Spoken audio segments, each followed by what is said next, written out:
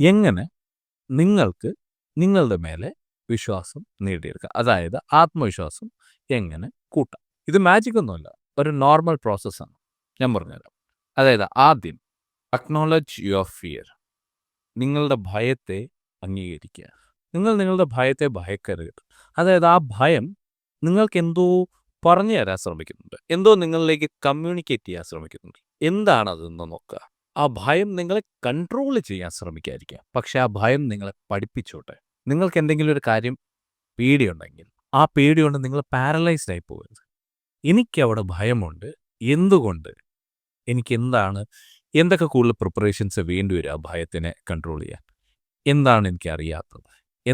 എന്ത് കൂടുതൽ പഠിച്ചാലാണ് എനിക്കെൻ്റെ ഭയത്തിനെ കൺട്രോൾ ചെയ്യാൻ പറ്റുക? അങ്ങനെ നമുക്ക് ഒരുപാട് സയൻസ് തരുന്ന ഒരു കാര്യമാണ് നമ്മളുടെ ഭയം.